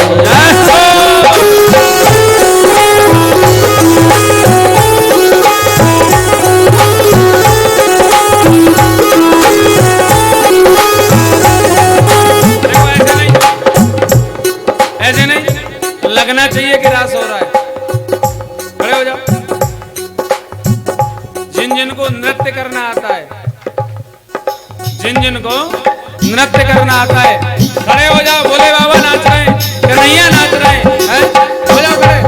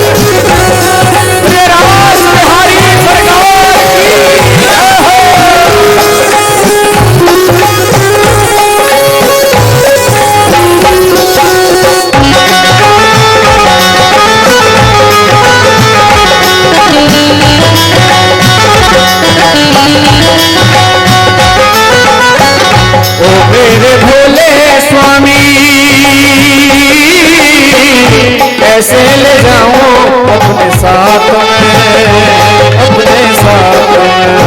ओ मेरे भोले स्वामी कैसे ले जाऊं तुम्हें रास में, तुम्हें रास में। मोहन के सिवा कोई पुरुष न जाए महाराज में, महाराज में। हंसी करेंगी ब्रज की नारी, मानो बात हमारी। वृंदावन आ गए हैं, रास में आ गए हैं। ओ एक दिना भोले भंडारी बन के ब्रज की नारी रास में आ गए हैं, रास में आ गए हैं।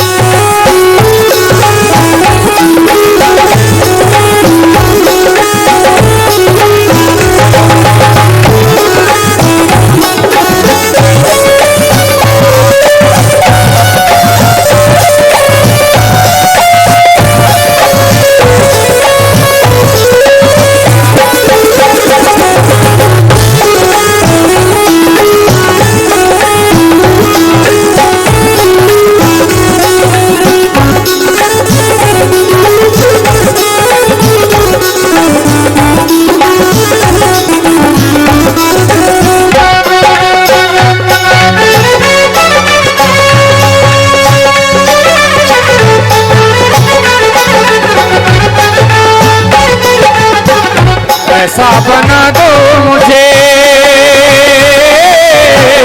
कोई न जाने इस राज को, इस राज को। ऐसा बना दो मुझे कोई न जाने इस राज को, इस राज को। मैं हूँ सहेली तेरी ऐसा बताना ब्रजराज को, ब्रजराज को। पहन के चूड़ा बना के चूड़ा, पहन के साड़ी, चाल चले मतवाली। रास में आ गए हैं, वृंदावन आ गए हैं। हो एक दिना भोले भंडारी बन के ब्रज की नारी रास में आ गए हैं, वृंदावन आ गए हैं।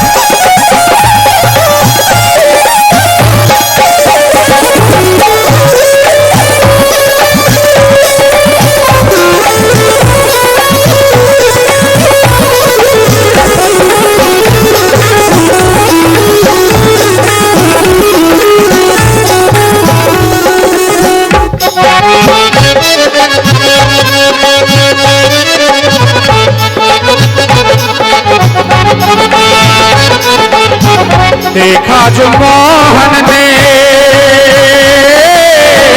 समझ गए वो सारी बात रे, वो सारी बात रे। ऐसी बजाई बंसी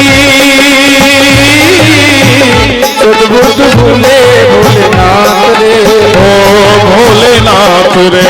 ऐसे खिसक गई जब साड़ी उसका एक गिरधारी। रास में आ गए हैं, वृंदावन आ गए हैं। हो एक दिना भोले भंडारी बन के ब्रज की नारी रास में आ गए हैं, वृंदावन आ गए हैं। ओ रास में आ गए हैं, वृंदावन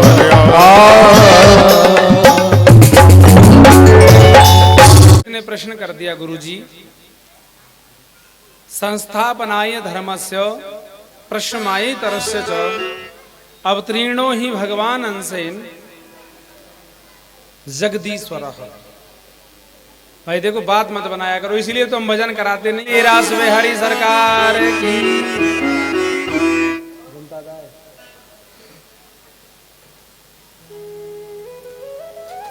शकथम धर्म सेतु नाम वक्ता कर्ता विरक्षिता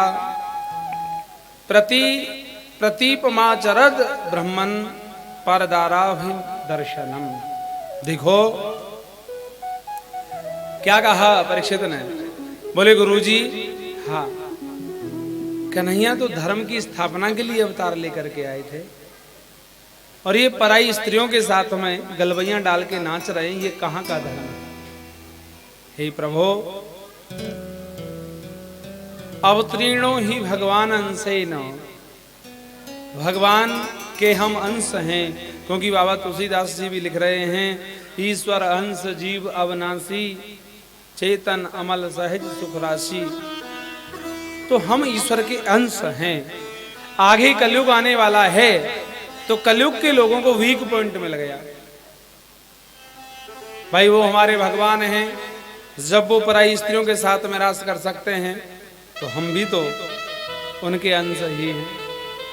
और भैया कलयुग के लोगों को तो जरा सा वीक पॉइंट चाहिए, पर शास्त्रार्थ बताते हैं, ऐसा क्यों लिखा, ऐसा क्यों हुआ, ऐसा क्या था, ये क्या था। तो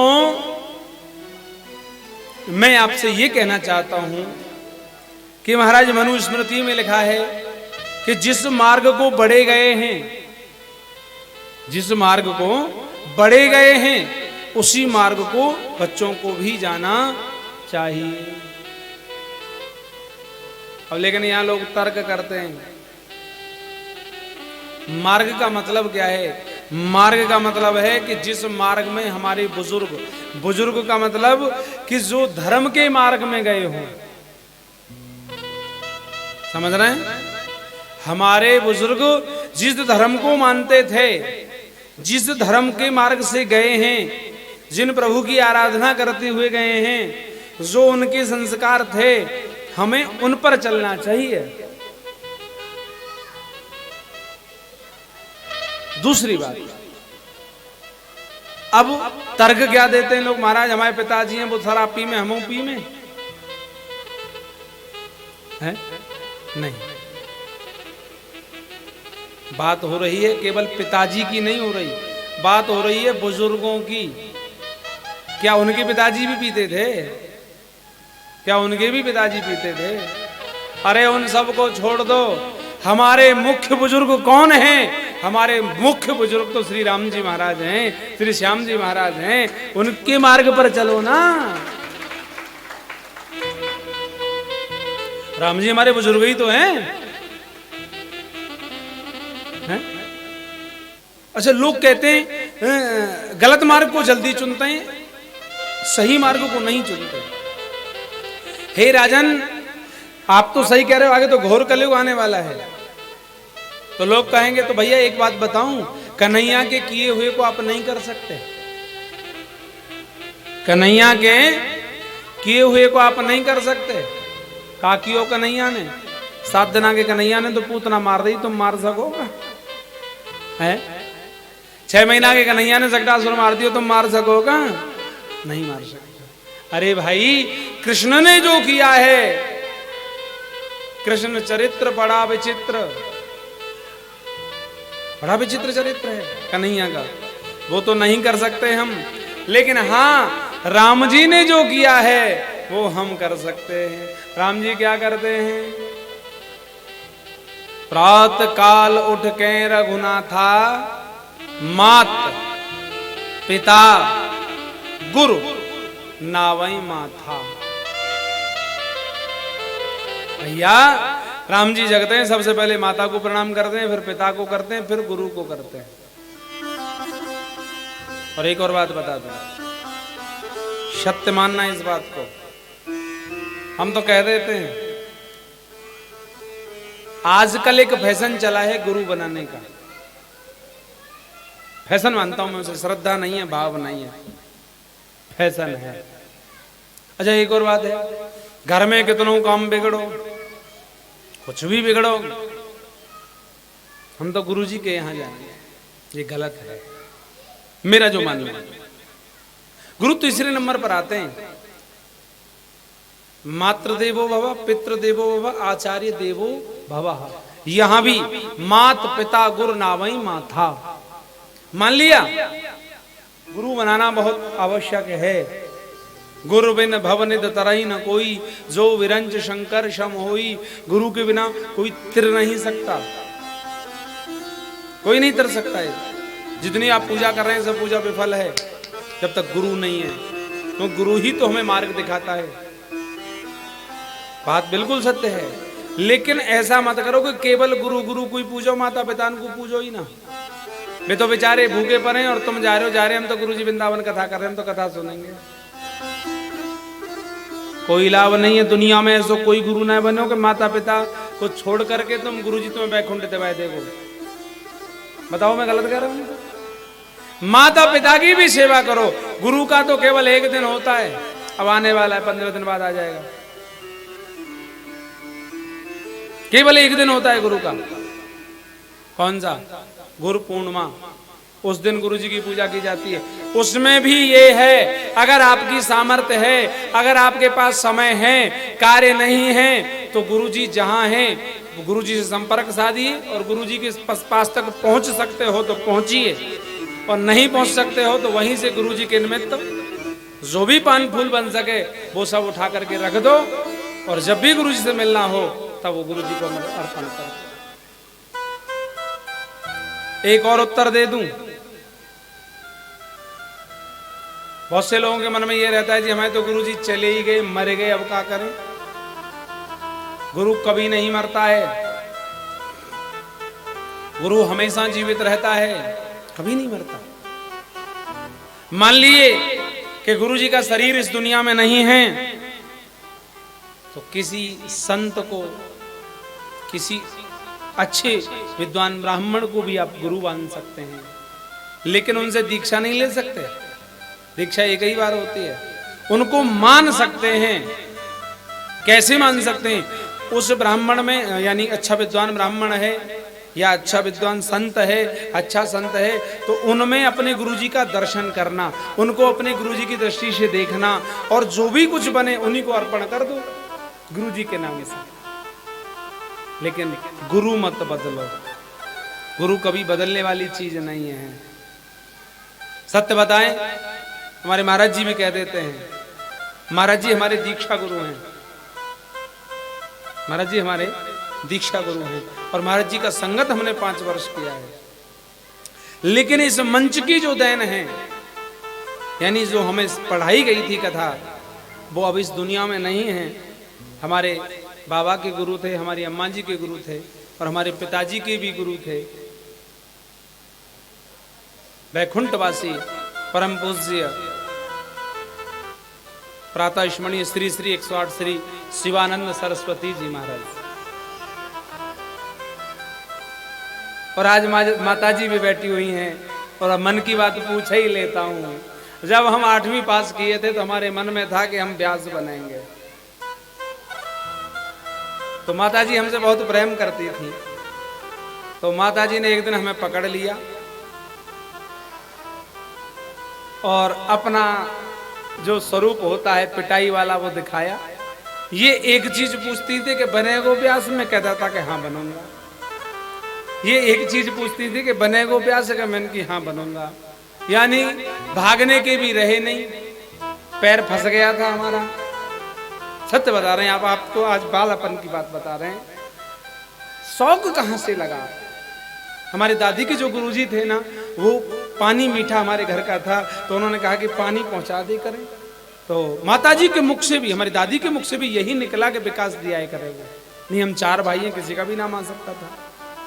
उस वरुण देवता ने मेरे ऊपर कृपा की, मैं पानी दे आता, रख के चला आता।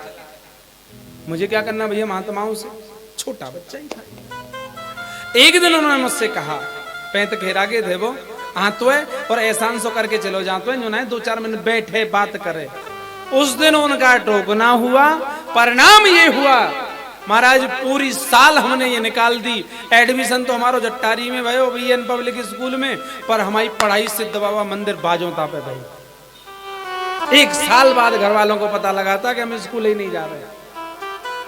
तो उस समय का ये रिजल्ट था। लेकिन आज एक बात है, माताजी ने जब ये कहा कि चल बनना चाह रहे हो तो चला जा, हम चले भी गए, लेकिन फिर भी इन्होंने अंदर से आज्ञा नहीं दी। फिर एक हमारे शिक्षा गुरु थे के प्रसाद जी, उन्होंने बुलाया, माता को जी को भी बुलाया, पिताजी को भी बुलाया और हमारा यज्ञोपवीत संस्कार कराया।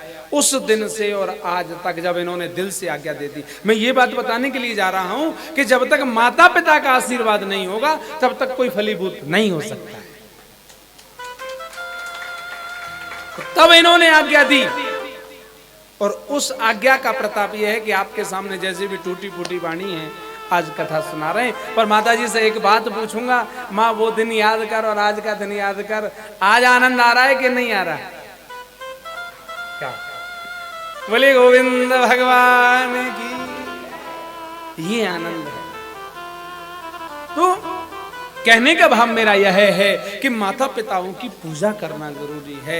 माता पिताओं को प्रातः काल जगिए, संभव है तो सामने से प्रणाम करो, असंभव नहीं है तो मन में प्रणाम करो, लेकिन माता पिता को प्रणाम करो। रात्रि में सो तो मैं ये कहता हूँ माता पिता को प्रणाम करके सोइए, और मैं तो ये कहता हूँ 2-4 पीढ़ियों को प्रणाम करके सोइए। ऐसे महापुरुषों के नाम लोगे तो जीवन बदल जाएगा, कभी संकट आएगा ही नहीं, कभी नहीं आएगा। ये जो रासलीला है ना, ये कोई स्त्री पुरुष का मिलन नहीं था, ये आत्मा और परमात्मा का मिलन था। अरे भाई 6 महीना ये रासलीला चली, कोई स्त्री अपने घर से बाहर 6 महीना तक रहे तो कोई पति घर में घुसन देगा? नहीं घुसने देगा। उन गोपकालों को तो ऐसा लगा हमारी पत्नियां हमारे पास हैं। क्यों? क्योंकि ये तो स्त्री और पुरुष का नहीं, आत्मा और परमात्मा का मिलन था। और एक बात बोलूं, स्पष्ट लिखा है इसमें कि भगवान ने काम को जीतने के लिए ये लीला की। काम विजय प्रख्यापनार्थम सेयम रास लीला। काम के मन में अभिमान था। अच्छा एक बात और है, कोई ये कहे कि हम हलवा नहीं खाते, हलवा नहीं खाते, चलो हलवा नहीं खाना तो ठीक है, लेकिन खाओगे तो जब जब रखो हो सामने है। हलवा नहीं खाना तो जब है कि सामने हलवा रखा है और तुम खाओ नहीं।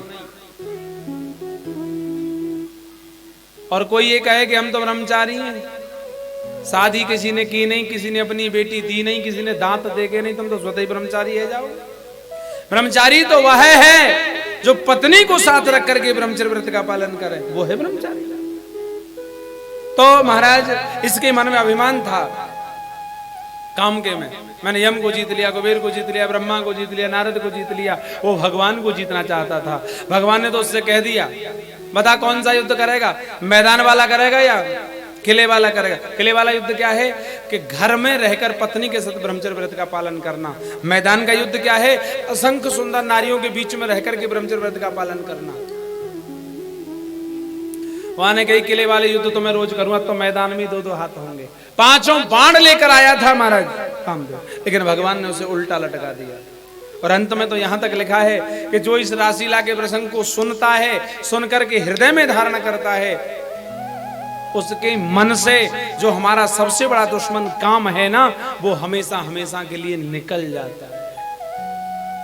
विचार करो, जिस रासलीला को श्रवण करने से हमारे मन का काम निकल जाए, वो स्वयं कामलीला कैसे हो सकती है साहब? कैसे हो सकती है? अब देखो कंस के पास में तो एक ही ताक है कि कृष्ण को मारें कैसे। दिन रात यही में लगो रहे, इसी हुआ पूह में लगा रहता है।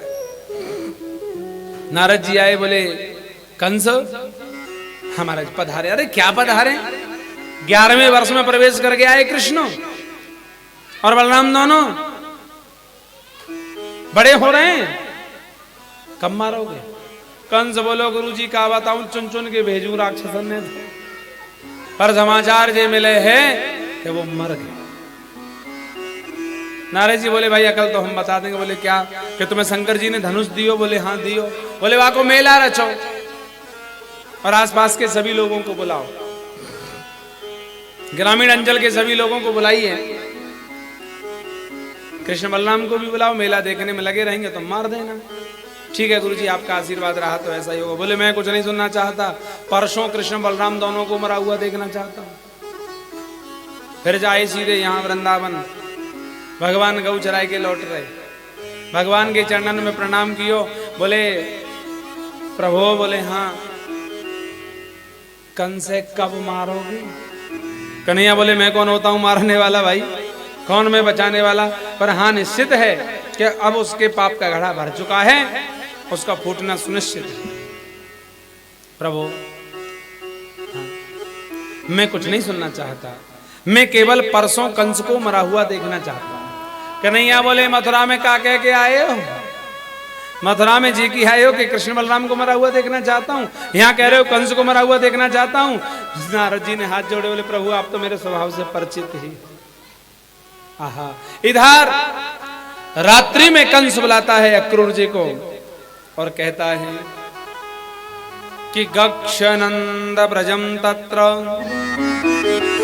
श्रुतावानुकदुंध में आसाते विहानेन रथेनानयमा। भैया अक्रूर, हाँ तुम्हें वृंदावन जाना है और वहां से आनक दुंदुभी जो कृष्ण के पुत्र हैं, हाँ वसुदेव के जो पुत्र हैं कृष्ण और बलराम, उनको मथुरा लेके आए। अक्रूर जी ने सोची दुष्ट के मन में कैसे आ गई। बोले भैया कौन सो है जो प्रिय करवे वारे हो काम? बोले ऐसा है वो मेला देखने में लगे रहेंगे और मैं उनको धोखे से मार डालूंगा। इस बात को सुनकर के अक्रूर जी के नेत्र सजल हो गए, बड़ी सुंदर पद्धति में समझाने लगे कि मनोरथान करोत उच्चैर जनो दैव हतानपि युंजते हर्ष शोकाभ्यम तथा त्याज्ञाम करोमिते। हे राजन, सोचा तो तुमने बहुत अच्छा है, पर मन का सोचा कभी न होता। जरूरी नहीं है कि वो हो जाए जो हम सोच रहे हैं। अच्छा, हम लोगों की कमी है, ये मानव की सबसे बड़ी भ्रांति है कि वो सोचता बहुत है, करता कुछ नहीं। ऐसा कर लेंगे, ऐसा कर लेंगे, ऐसा कर लेंगे, लेकिन करना धरना कुछ नहीं। देखो, तीन तरह के लोग होते हैं। आप ऐसे मानो रामायण में आ जाओ, रामायण में 3 कांड। एक कांड है किष्किंधा, उसमें कार्य नहीं होता, केवल विचार होता है, केवल विचार। विचार का मतलब समझे? योजनाएं बनाई जाती हैं, काम कुछ नहीं होता है। वो एक सज्जन थे, नौकरी की तलाश में थे, तो एक बोले नौकरी तो तुम हमारे यहाँ कर लो। बोले करना क्या है? बोले कुछ नहीं करना, केवल विचार देने। अब महाराज इंसान को बड़ा घमंड रहता है, हमसे लोग कहेंगे भी। कोई आपके साथ में कोई घटना घट जाए और आप किसी को अरे यार तुमने हमें नहीं बताया, हमें बताते हम देखते। और हो सकता है कि किसी दिन जरूरत पड़ गई तो फोन भी ना उठावे, पीछे देगा महाराज, पीछे देते हैं लोग साला। बोले कुछ नहीं करना है, केवल विचार करना है। उसने कहा विचार का तो मेरे पास कमरे भरे पड़े, खूब विचार करो भैया। ठीक है तो भैया, अच्छा सैलरी क्या दोगे? सैलरी क्या दोगे? उन्होंने कहा कि हम आपको 2500 रुपए दोगे। 2500 रुपए दोगे? बोले हाँ ठीक है। मंदी का जमाना था। उसने कहा ठीक है तो बताओ कब से आ जाए? कभी से आ जाए, आज से ही रह लो। पर बोले बाबूजी एक बात तो बताओ। बोले हाँ। तुम कोई कंपनी चलाते हो? नहीं। कोई बड़ा व्यापार करते हो? बोले नहीं। फिर? बोले मैं भी नौकरी करता हूँ। अच्छा आप भी नौकरी करते हैं? बोले हाँ मैं भी नौकरी करता हूँ। तो महाराज आपकी सैलरी? बोले मुझे 1200 रुपए मिलते हैं। उसने कहा कि जब तुम्हें 1200 मिलते हैं तो मुझे 2500 कहां से दोगे? जब आपको 1200 मिलते हैं तो मुझे 2500 कहां से दोगे? उसने कहा तुझे किस लिए रखा है? इसीलिए तो रखा है, विचार कर और बता कहां से देंगे। कर विचार।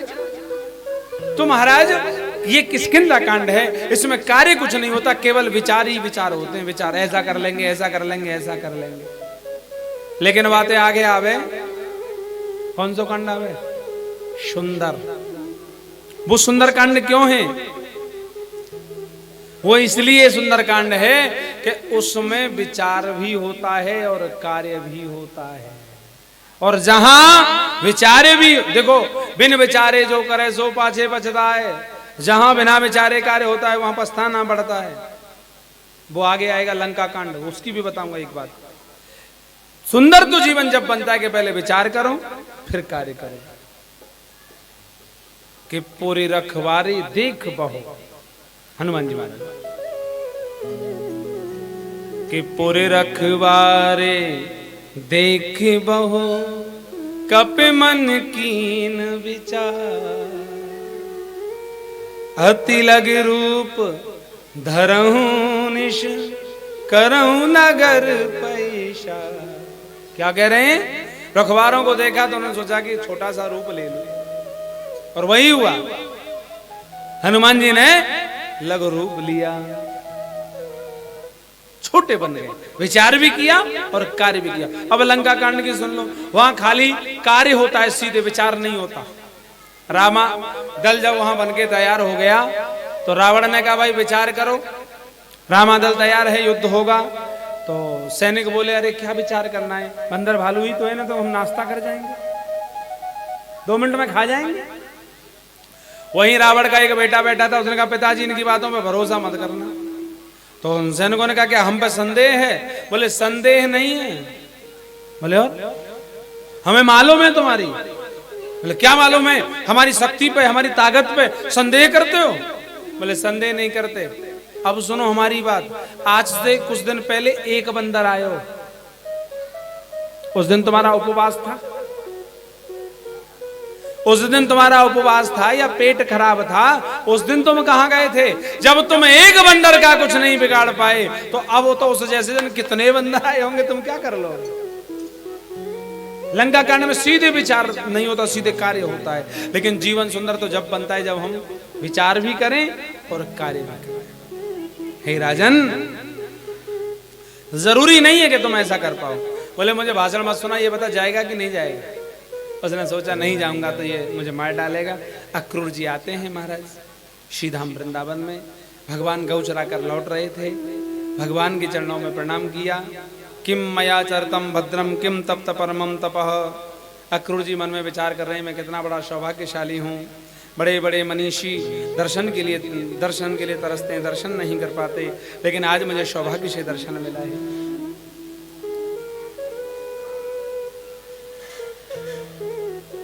सौभाग्य से आज मुझे दर्शन मिला है, मैं कितना बड़ा सौभाग्यशाली हूं।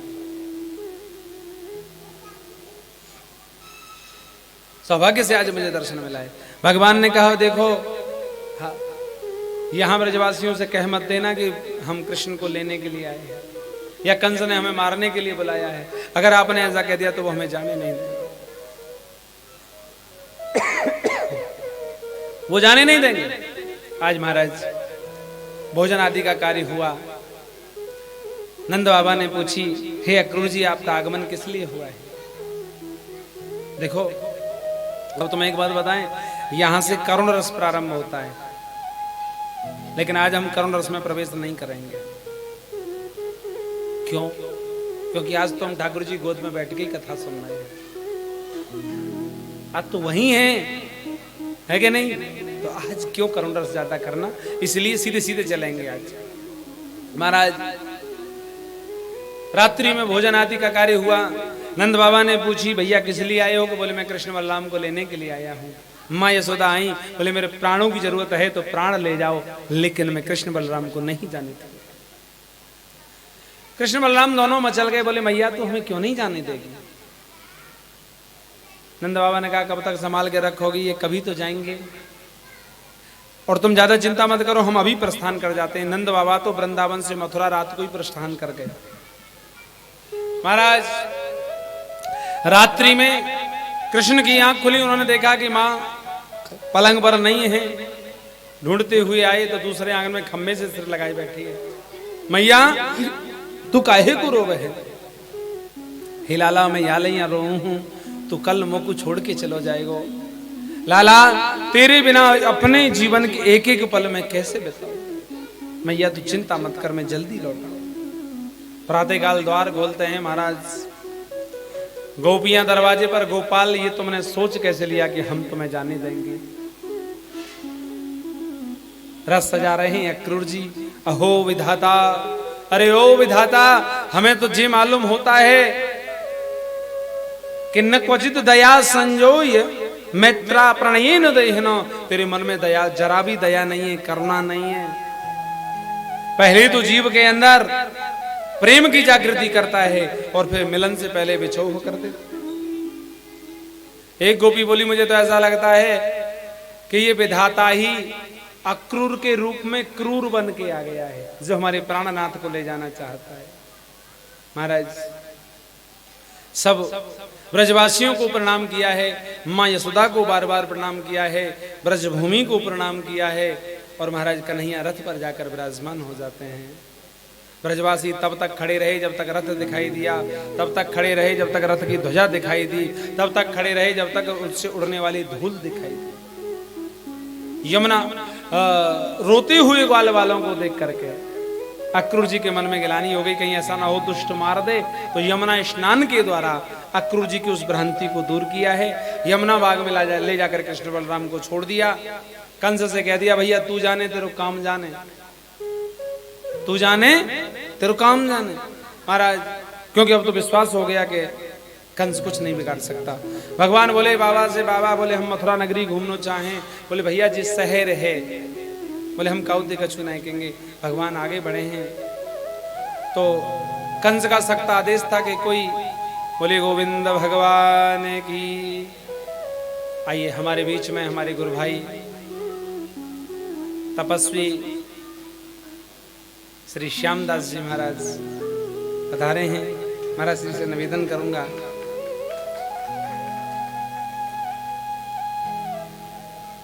इधर से आ जाओ।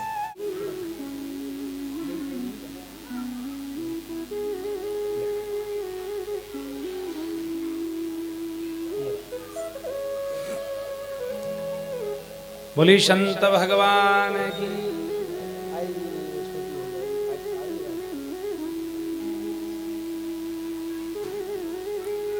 महाराज जी के यहाँ भी हम कथा करके आए हैं। आप बड़े तपस्वी, जयपुर में से आगे चोमू पड़ता है, चोमू, वहां स्वर्ण पर्वत है। उस स्वर्ण पर्वत पर आप विराजते हैं और महाराज बड़ा भारी तप महाराज श्री ने किया है।